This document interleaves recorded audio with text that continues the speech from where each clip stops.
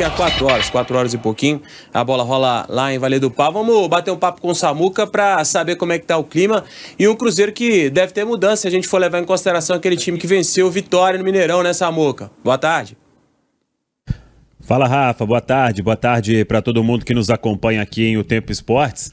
É o que a gente vem acompanhando. O Cruzeiro ontem fez um treino leve, porque eu até estive há pouco lá na porta do estádio Armando Maestre. É um estádio legalzinho, mas bem simples. Tem arquibancada apenas na parte central, né, de um lado e do outro, atrás dos gols não tem. Então, uma capacidade reduzida. O Alianza veio para cá tem pouco tempo, para a cidade de Valledupar. E aí o Cruzeiro vai encarar esse desafio para vencer esta primeira no Grupo B da Copa Sul-Americana. E com essa possibilidade de mudança, que é a entrada do Barreal. Sairia o José Cifuentes a princípio e seria a única alteração. É a alteração que fez o Cruzeiro ganhar o jogo diante da equipe do Vitória. O Cruzeiro mudou o time naquele momento, saiu o Cifuentes, que tinha começado como titular, entrou o Barreal e veio a atuação do segundo tempo, com o Barreal inclusive participando de 2 gols. Deu uma assistência para o Rafa Silva e depois deu um passe para o Arthur Gomes. Então deve ficar nisso, um Cruzeiro com uma mudança, mas com o pensamento de ter uma postura totalmente diferente, de saber que o Cruzeiro é o favorito do grupo, era o favorito do grupo, hoje já tem uma situação que não depende apenas dele para a primeira colocação, mas tem a obrigação de vencer esses 3 jogos, e aí certamente classifica pelo menos em segundo. Se contar com outro tropeço da Universidade Católica, de repente pode ficar em primeiro, mas é obrigação do Cruzeiro vencer e bem os 3 jogos restantes neste Grupo B da Copa Sul-Americana. Aí a gente imagina o Cruzeiro realmente com um pouco mais ofensivo, né? Com a entrada do Barreal, é o que o Samuca disse, aquele Cruzeiro do segundo tempo contra o Vitória. Ali, é claro que tinha já uma estratégia montada, o Cruzeiro forçava muito, né? Você abre o jogo pela direita e a gente, desde a entrada aí o seu primo, posso dizer? O Fernando? Não, pode não. Ele não quer ser primo. Então, que news aí, ele até comentou. Não, porque não, mas tá doido. Na coletiva ele até disse que a ideia era explorar o lado esquerdo mesmo para tentar confundir, né, o Condé e mexer um pouco no time do Vitória, e fez isso. O Cruzeiro logo no início já fez o gol com o Matheus Pereira e aí depois acabou deslanchando com aquele 3-1. Acho que dá para imaginar o Cruzeiro bem ofensivo com a entrada do Barreal, né? E tem que ser, né? O Cruzeiro hoje, principalmente, tem que ser bem ofensivo. Eu colocaria o Barreal, sem dúvida nenhuma. Ele tá crescendo de produção, entrando bem nos jogos, tá pedindo passagem realmente. O lado esquerdo do Cruzeiro naquele jogo contra o Vitória ficou muito forte. O Cruzeiro inverteu tudo, né? Depois que o Barreal entrou. Aí vem Arthur de um lado, com Marlon, com o Barreal. Eu acho que a entrada dele torna o Cruzeiro mais ofensivo, e o Cruzeiro tem que ser mais ofensivo hoje. O Cruzeiro precisa ganhar, como o Samuel disse, o Cruzeiro precisa ganhar os 3 jogos, não tem a menor dúvida, não depende só dele mais. Se contar com o tropeço ali da Universidade Católica, melhor, mas precisa pensar nele, vencer. Não venceu nada até agora, empatou os 3 jogos, né? Jogando fora, vá lá, mas em casa principalmente, e esse do Alianza hoje não tem dúvida que precisa vencer. E para isso o time tem que ser ofensivo. Não vai contar com o Dineno, por enquanto, que seria, né, o cara do ataque aí. Eu acho que o Barreal, são características completamente diferentes, mas o Barreal para mim tem que ser titular desse time para ontem, viu? É por isso que se fala, né? Você fala aí do Dineno, talvez seja o maior problema do Cruzeiro, essa parte ofensiva, né? É por isso que nessa possível lista de jogadores que chegam, né, ou que vão chegar, a gente já sabe que o mercado está complicado, vai ter que ser jogador ou que está finalizando o contrato na Europa, ou que está ficando sem contrato aqui no Brasil também. É porque as pessoas pensam, porque o Pedrinho tá aí, ou o Pedro Lourenço tá aí, a coisa vai ser... Não é bem assim, as coisas não vão acontecer para deixar que o clube fique onerado, isso não vai acontecer, mas que o Cruzeiro está em busca de centroavante, de jogador de lado de campo, atacante de lado de campo, zagueiro, o Cruzeiro está em busca.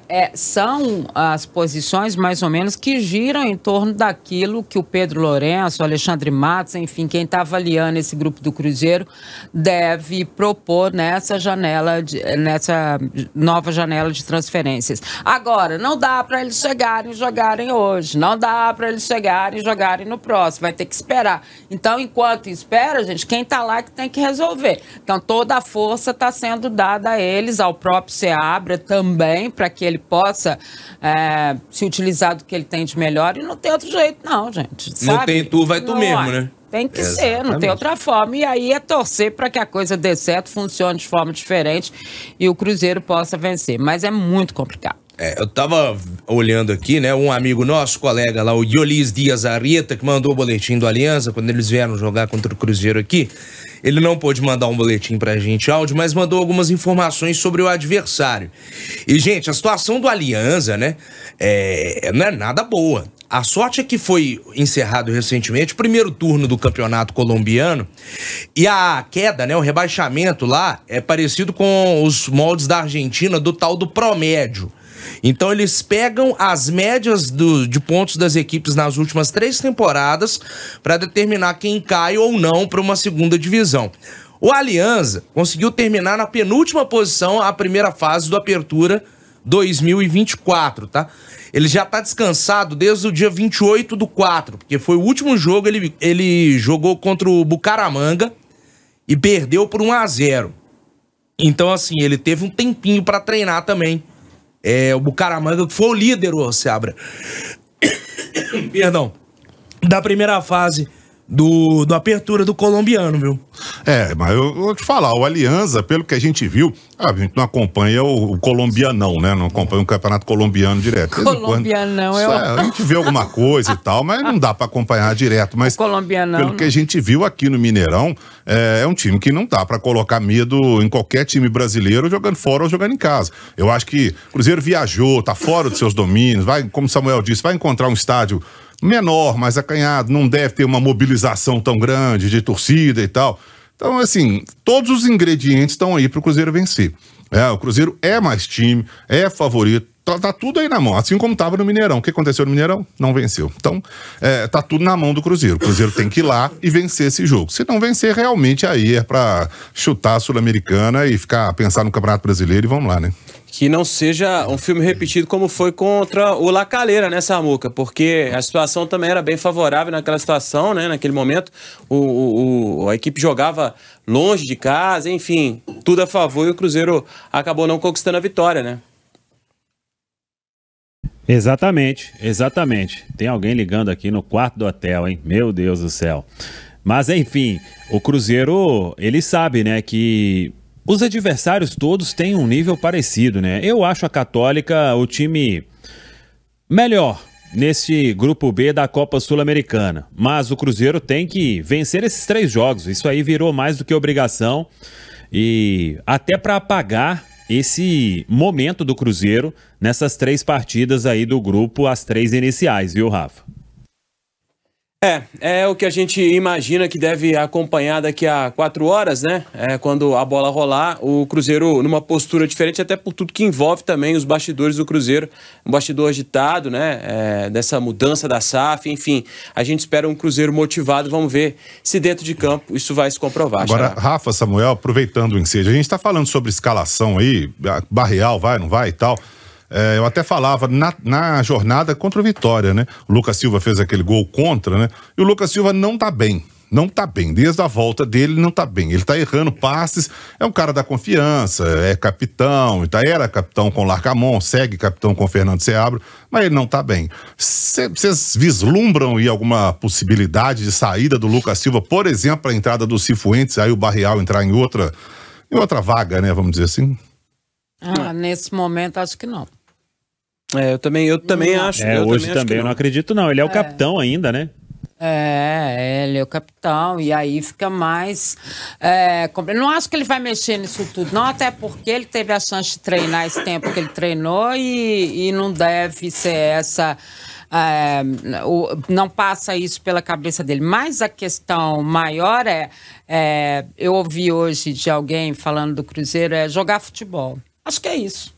né, é ver o Cruzeiro jogar futebol, porque não tem outra forma, né? Eu fiz alguns questionamentos de algumas situações e tal, e foi isso que eu ouvi. Jogar futebol. Não tem outro jeito. E jogar futebol é entender o que o adversário está fazendo, entender o que o seu time está fazendo, né? Saber quem é que está passando, quem é que vai entrar, qual que é a história do jogo, né? Fazer a leitura do jogo. Isso faz muita diferença, gente. Isso faz muita diferença. Se você consegue entender o processo, né? O processo do jogo, a sua chance de acertar é muito maior. Não tem como fazer.